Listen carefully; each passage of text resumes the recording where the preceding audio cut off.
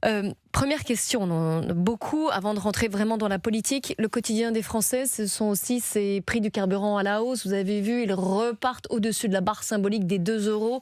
Il y avait un conseil des ministres cet après-midi, car évidemment les yeux se tournent vers l'exécutif.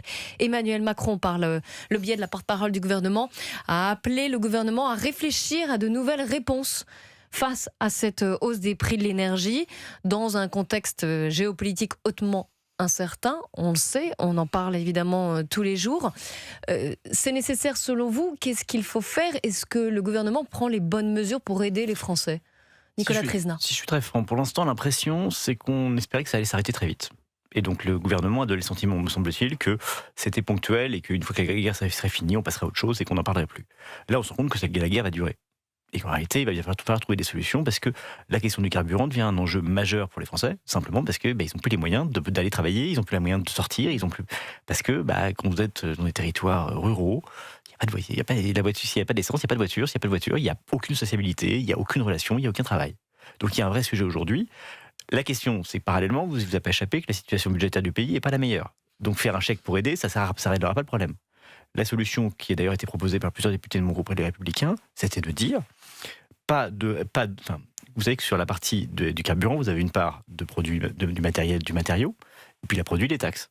L'idée, c'est qu'il faudrait simplement que l'État ne gagne pas d'argent sur l'augmentation des matières premières. Donc en réalité, qu'on arrête les taxes à partir d'une certaine somme. Par exemple, à 2 euros. Oui. À 2 euros, là, on pourrait bloquer. Alors ça a l'air très facile sur le papier, ça doit être beaucoup plus compliqué à mettre en place, mais il y a ce sujet-là. Parce qu'il faut trouver une réponse.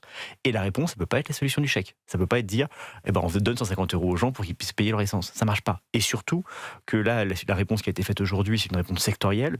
On répond aux gens qui utilisent toujours, en fait, c'est le prolongement des aides ciblées qui a été déjà faite, qui a été la réponse du gouvernement il y a déjà plusieurs semaines. Mais quand est-ce que la cible est la bonne? Parce que vous avez toujours des gens qui en ont de plus en plus besoin.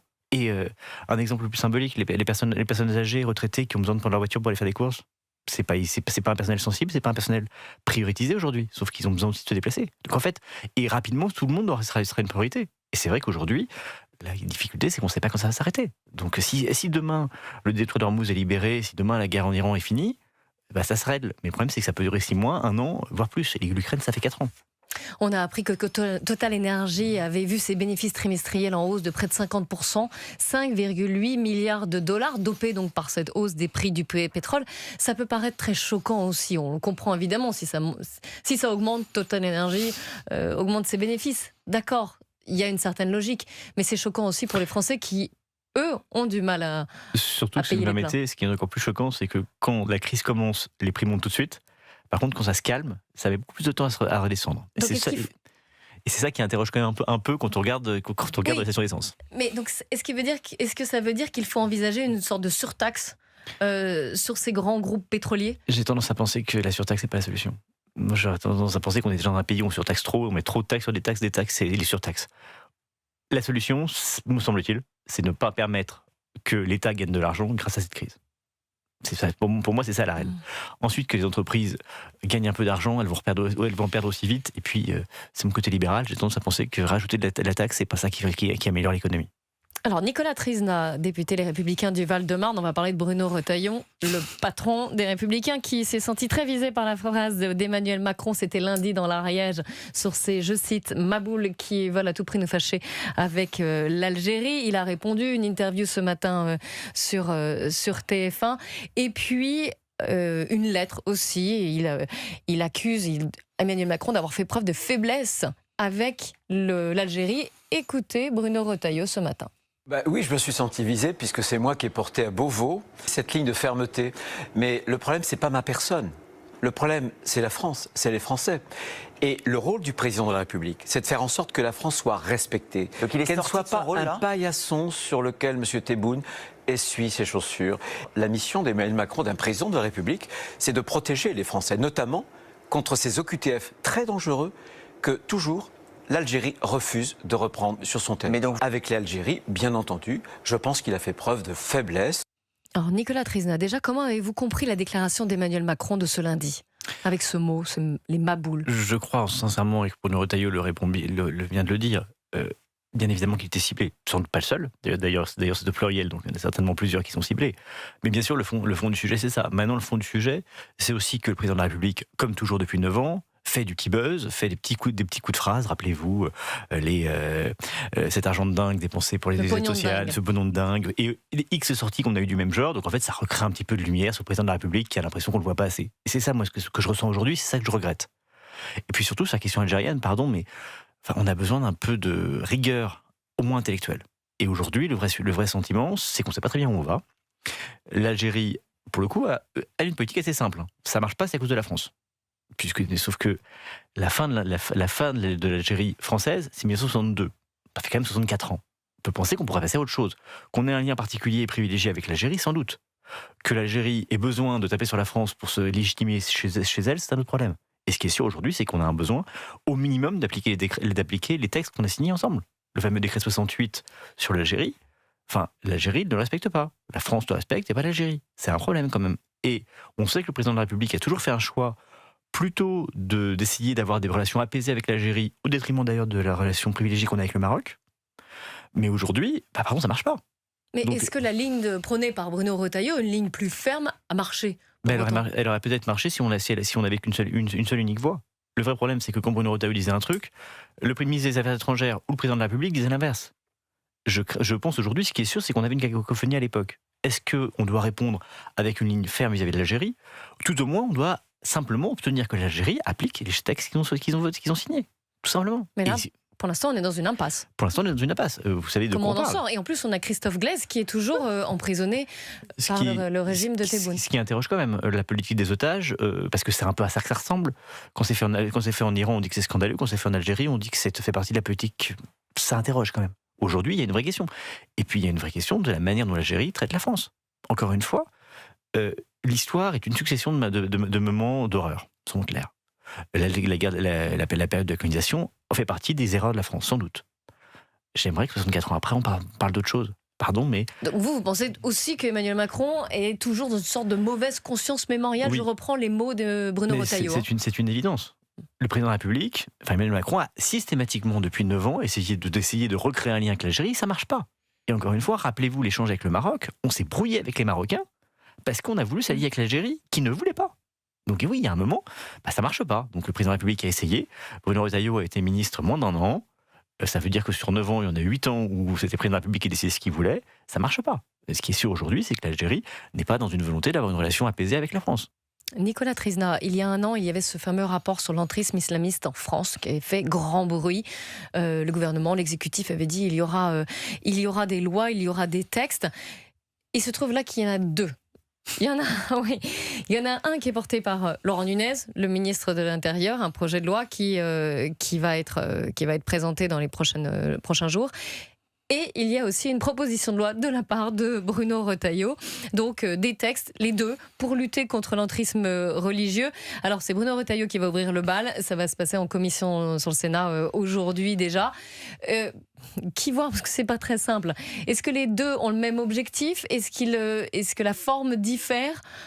Est-ce qu'il y a Est-ce qu'il y a une rivalité entre Laurent Nunez et Bruno Retailleau? Il n'y a pas une rivalité. Il y a d'un côté un parlementaire et un groupe parlementaire qui fait son job, et de l'autre côté un ministre qui le fait le sien. Ce qui est bien, c'est ce qui aurait été mieux, avec deux textes. Ce qui aurait été intelligent, c'est qu'on aille avec le même texte. Surtout que je ne peux pas vous répondre à votre question pour une raison simple, c'est que je ne sais pas ce qu'il y a dans le texte du ministre de l'Intérieur. Je sais ce qu'il y a dans le texte du Sénat puisqu'il a été publié ce matin. Oui. Je ne sais pas ce qu'il y a dans le texte du ministère de l'Intérieur. Donc je ne sais pas quoi vous répondre, en dehors du fait qu'au moins ça prouve que tout le monde est d'accord sur le fait qu'il y a un problème. Ça, et qu'il faut le régler et qu'il faut un texte. Et un nouveau texte. Et il est évident. Et ce que je peux vous dire quand même, c'est que dans la niche LR, le 22 janvier dernier, on a quand même voté la condamnation des frères musulmans comme un mouvement terroriste, à l'unanimité, moins LFI. Ouais. Donc ça prouve qu'on est tous conscients aujourd'hui qu'il y a un sujet. Et qu'il y a en effet un entrisme islamiste sur lequel il faut qu'on réponde. Mais est-ce qu'il n'y risque pas d'y avoir des divergences? On se souvient, alors il avait quelque peu rétropédalé, mais des propos de Laurent Nunez sur le voile, notamment pour les petites filles. Alors, nous mélangeons extrêmement minoritaire. Maintenant, la question, c'est comment on y répond. Oui, c'est évident que Laurent Nunez a une manière de gérer les choses plus apaisée et peut-être moins radicale que l'avait Bruno Retailleau. Je pense qu'aujourd'hui, on a besoin de radicalité sur cette question-là. Parce que c'est maintenant qu'il faut réagir. Et on a un vrai besoin de réagir. Et ce qui me rassure, c'est que je pense sur tous les bancs, encore une fois en dehors de LFI, on a tous conscience qu'il faut trouver des solutions, qu'il faut des réponses rapides. Ce qui m'a beaucoup plu dans la proposition du texte du Sénat. J'allais vous poser la question, quelle est la mesure que vous retenez? Alors, il y a un certain nombre d'articles, Ouais. mais il y a. Ça, Ouais, on va pas tous les- ce coup-ci, ouais, ouais. je les ai pris. Mais non, ce qui est intéressant, c'est qu'il y a des choses pour améliorer, pour faciliter l'usage. C'est-à-dire qu'en fait, que ce soit de la part du préfet, que ce soit de la part du maire, l'idée c'est simple, c'est d'avoir une action plus rapide. Parce que souvent le problème, c'est qu'on sait qu'on a un souci, mais on ne sait pas comment on y répond, parce que qui on saisit, qui on organise. Par exemple, on peut dissoudre des mouvements, on peut, et c'est très important, s'attaquer aux associations étrangères qui financent, par exemple, la création de mosquées. Parce que c'est un des sujets. Quand vous avez des puissances étrangères qui, factuellement, dans des villes, financent une création de mosquées, c'est rarement simplement pour la beauté du culte. C'est aussi parce qu'il y a une fin politique derrière. Parce que quand on parle d'islam radical, on parle de ça. On parle d'un projet politique musulman. On ne parle pas de la pratique normale et avérée de l'immense majorité des musulmans qui ont une pratique parfaitement normale et parfaitement acceptée et parfaitement intégrée à la République. On parle d'une minorité qui veut que l'islam devienne la règle. Et ça marche, malheureusement, aujourd'hui. Quand vous avez les sondages sur les jeunes, par exemple, qui étaient publiés il y a quelques semaines, quand sur les 18-25 ans, vous avez aujourd'hui, de mémoire, 30% qui considèrent que les raids religieuses passent devant les raids de la République, peut-être qu'on a une marche qu'on a loupée. Il est temps qu'on la rattrape. Je voulais revenir avec vous sur cette initiative des sénateurs LR pour réorganiser les agences de l'État et essayer, alors au passage, d'avoir plus de clarté et de faire si possible des économies. Écoutez, Vincent Jeanbrun, le ministre du Logement, il était sur Public Sénat ce matin. Partout où on peut créer plus d'efficacité pour les services publics, faisons-le. Maintenant, donc, aucune question n'est tabou. Après, à titre personnel, moi je suis attaché à l'ANRU. Je trouve que le travail sur l'ANRU 1 et l'ANRU 2 a été de qualité. Ça n'empêche pas de le moderniser, ça n'empêche pas de penser différemment aussi la rénovation urbaine. D'ailleurs, le Premier ministre a dit que cet ANRU 3, ce serait presque un ANRU à 360 degrés. On va s'intéresser encore plus à la vie quotidienne, aux enjeux de santé, aux enjeux de sécurité. Avec l'idée que cet ANRU, ce soit un ANRU qui vient transformer définitivement et durablement la vie des quartiers. Je défendrai évidemment l'ANRU et je pense que c'est une agence qui a fait ses preuves. Justement, donc les sénateurs LR, eux, veulent supprimer une partie de ces agences, notamment, vous l'avez compris, l'ANRU, les agences nationales de l'habitat aussi, donc de la rénovation urbaine, j'en parlais, du sport ou encore les agences régionales de santé. Qu'en pensez-vous ? Je pense qu'aujourd'hui, les agences sont une chose qui ne marche plus. Il faut comprendre que les agences, ça a été créé sous Chirac, avec l'idée de gagner en facilité, en agilité, en rapidité. Aujourd'hui, on a 1200 agences, grosso modo, et on a grosso modo 80 milliards consacrés à ces agences. Mais vous avez entendu Vincent Jeanbrun, il dit elles ont aussi leur utilité, il y a des gens qui le travaillent. J'ai très bien entendu ce qu'il a dit, et je suis tout aussi d'accord avec lui. Le problème, c'est qu'il ne faut pas mélanger la méthode et l'objectif. L'objectif, c'est en effet qu'on améliore la fluidité, qu'on mette en place. Si c'est l'agence qui marche, pourquoi pas ? Le sentiment, c'est que, alors pour en sortir de l'ANRU, puisqu'il ne parle que de l'ANRU et qu'il y en a d'autres qui sont concernés. Oui, c'est pour ça que je l'ai cité. Oui. Mais il y a aujourd'hui un vrai problème quand vous avez des agences avec des gens nommés qui décident parfois à l'insu de la décision du ministre. L'idée, c'est de redonner de la politique au cœur de la décision. L'idée, c'est pas de supprimer les actions, c'est de s'asseoir que les gens dont c'est le boulot, qui prennent les décisions, que ce soit le politique qui décide et que l'agence, l'administration, applique. C'est ça le principe normalement démocratique classique. Aujourd'hui, on a un peu trop tendance à considérer qu'on a créé des agences qui sont, si ce n'est autonomes, tout au moins très très libres, de faire un peu ce qu'elles veulent. Et quand vous prenez l'exemple de l'ADEME, par exemple, quand vous prenez passage, l'agence pour l'environnement, voilà, et l'énergie. Quand vous prenez l'ensemble des acronymes de ces X agences, dont certaines d'ailleurs se marchent les pieds sur les pieds les unes des autres, personne n'y comprend rien. Et en réalité, à chaque fois, on place des gens, on place une administration. Vous savez que si on supprimait, simplement en réorganisant, on estime qu'on pourrait gagner un demi-milliard, juste en réorganisant, sans rien changer à la politique. Juste en réorganisant ces agences. Alors, on comprend qu'on a besoin de faire des économies, mais est-ce vraiment la priorité de faire le ménage dans ces agences Alors, quand on cherche des euros, oui, gagner 500 millions, c'est quand même toujours ça le prix. Et puis oui, c'est une nécessité, parce que l'idée, c'est de redonner à la politique son côté noble. Mais ça paraît très symbolique, en fait. Non, ça va pour le coup, pardon, alors ça vous paraît très symbolique, moi ça ne me paraît pas du tout. On a une facilité, on a un problème, on crée une agence. Et pendant 20 ans, on a un problème, on a créé une agence, et puis on a créé une agence, une administration, un directeur bien payé, parfois beaucoup plus qu'un ministre. On a une administration, on a des gens qui travaillent, et puis comme ils travaillent, ils se créent de la norme, et puis comme on recrée de la norme, on recomplexifie. Alors l'idée, c'est de faire l'inverse, c'est de revenir à quelque chose de plus simple, plus clair. Il y a une certaine défiance vis-à-vis de ces agences, alors je dis votre part, mais on va dire de la part des sénateurs LR. Alors, ce que je peux vous dire, c'est de la part des députés LR, ou des sénateurs LR, on est tout à fait d'accord, puisqu'on a déposé les mêmes textes. Puisque le Sénat vient de voter, propose cette proposition de loi. Ma collègue Anne Norblin à l'Assemblée a déposé une proposition de loi assez comparable qui a été votée. On a voté une résolution avec une majorité à l'Assemblée pour empêcher la création de nouvelles agences. Et là, on a même fait voter dans la loi, il y a encore une semaine, on a voté dans la loi sur la libération de l'économie qu'on ne pouvait plus créer de nouvelles agences. Vous voyez qu'on est tous d'accord là-dessus. L'idée, c'est, oui, on réorganise, et oui, c'est un sujet, parce que pour moi, le cœur du problème aujourd'hui, c'est qu'on a enlevé le sens de la politique. Le sens de la politique, c'est que le décisionnaire est là pour prendre la décision. Aujourd'hui, on a dilué la décision dans X agences, et il est temps que, typiquement, le ministre du Logement, que vous citez tout à l'heure, quand il est arrivé, pour en avoir discuté avec lui, il a découvert plein d'agences. Et il avait un peu l'impression que c'était lui qui arrivait chez eux plutôt que l'inverse. Nicolas Trisna, vous avez conscience que vous allez susciter beaucoup de grogne. De la part de qui ? De la part des gens qui y travaillent, rien que cela, dans ces agences. Mais l'idée n'est pas de les virer, c'est de réorganiser. Réorganiser et mettre les agents au sein d'un ministère, sous l'autorité d'un ministre issu d'un gouvernement élu, ça me semble un peu le plus démocratique que d'avoir des agences autonomes qui font ce qu'elles veulent. Et parfois qui prennent des décisions ou des annonces qui surprennent tout le monde. Et qui sont parfois à l'encontre même du ministre. Le nombre de fois où vous avez une annonce d'une agence et un ministre qui rétropédale en disant non, mais finalement, c'est pas vraiment ça. Pardon, c'est pas normal. C'est pas comme ça que ça marche dans une démocratie. Donc oui, il y a un sujet sur les agences. Et puis, oui, pardon, quand on cherche des euros, on vient de couper 6 milliards dans le budget au regard de la crise actuelle au Moyen-Orient. 500 millions sur 6 milliards, ça serait déjà tout un 12e d'enlevé. Alors justement, puisqu'on parle des comptes publics, Éric Ciotti, lui, veut la vérité sur le coût de l'immigration. Écoutez, il était ce matin sur CNews et Europe 1. Je vous annonce ce matin, notre groupe, comme je l'avais fait sur l'audiovisuel public, va lancer une commission d'enquête sur le coût de l'immigration. Il faut qu'on ait la vérité des chiffres, parce qu'on nous ment depuis des années. On nous dit on a besoin d'immigration pour travailler, mais ceux qui arrivent ne viennent pas travailler. Et ils représentent aujourd'hui une charge lourde, trop lourde, pour notre pays. Et M. Macron est le premier responsable de cette situation. Alors, Nicolas Trisna, député LR du Val-de-Marne, qu'en pensez-vous de cette initiative? Est-ce que vous êtes favorable à une commission d'enquête parlementaire sur le coût de l'immigration? Alors, je suis favorable pour ce qu'on ait du fond de l'objectivisation. C'est-à-dire qu'on ait des données. Et c'est vrai que c'est souvent un problème, c'est-à-dire je le vois à l'Assemblée depuis 6 mois, à chaque fois qu'on a besoin de données concrètes, on a beaucoup de mal à les avoir. Donc oui, qu'on ait de la donnée, qu'on ait du fond, qu'on ait de la statistique, oui sans doute. Et sur l'immigration, qu'on en déplace au président Ciotti, en réalité, on en a déjà beaucoup. Mais oui, il n'y a pas déjà eu des dizaines de rapports. Mais parce que, pardon, on n'est pas en train de faire une commission. Enfin, il ne propose pas de faire une commission d'enquête pour avoir des infos. Il propose une commission d'enquête pour se faire du buzz assez moyen et confidentiel. Sur les chiffres, c'est ce qu'il dit.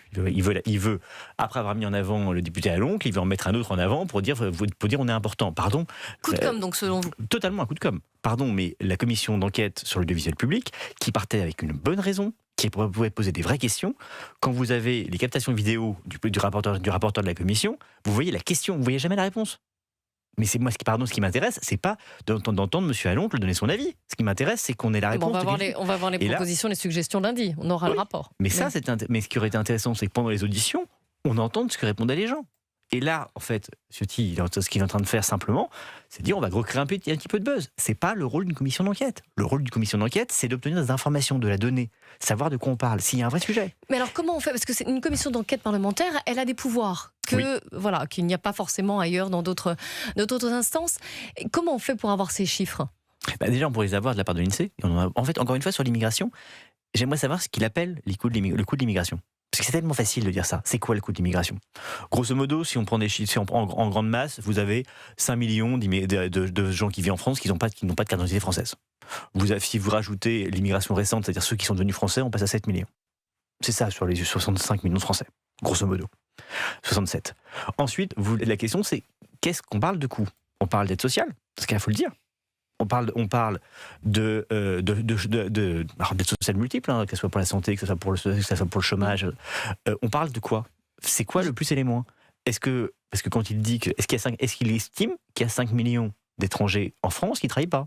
Mais justement, est-ce que par le biais d'une commission d'enquête parlementaire, on pourrait clarifier un petit peu les données, justement, pour avoir un vrai débat? Si l'objectif c'est ça, moi je trouve que c'est une très bonne idée. Mais le problème c'est que c'est pas ça l'objectif. L'objectif d'Éric Ciotti, c'est pas de dire on va avoir des données. C'est de dire on va faire du buzz pour dire vous voyez, nous on dénonce l'immigration. Et moi, le cœur de mon sentiment, c'est qu'aujourd'hui, les Français en général, on leur parle, et notamment à l'extrême droite, d'immigration et d'insécurité tout le temps. Très bien, c'est un sujet qui les intéresse sans doute. Il y a tellement d'autres sujets. Et il y a tellement d'autres sujets qui intéresseraient aussi les Français, dont je regrette qu'on n'en parle pas plus. Moi, vous savez, mon sujet du moment, et pour moi qui est le cœur du débat, c'est la question de la nation. Aujourd'hui, on arrive à créer une société où on parle de séparatisme à longueur de temps. quand Éric Ciotti met en avant, exclut l'immigration, pardonnez-moi, je vous parlais encore une fois, il y a 1 million de Français qui sont des gens qui étaient étrangers, qui sont devenus Français. Ceux-là, on les considère dans quelle case? La case des immigrés ou la case des Français? Moi, ce que j'aimerais, c'est qu'on recrée ce qui faisait pendant très longtemps une sorte de corpus national, de vision nationale, de vision de qu'est-ce qu'on veut ensemble, où est-ce qu'on veut aller ensemble, pourquoi on a créé une nation et pourquoi on est Français. Et ça, je n'entends pas chez Éric Ciotti et je n'entends pas à LFI. Moi, j'aimerais qu'aujourd'hui, on reparle de pourquoi on est Français, quoi, et qu'est-ce qu'on fait ensemble.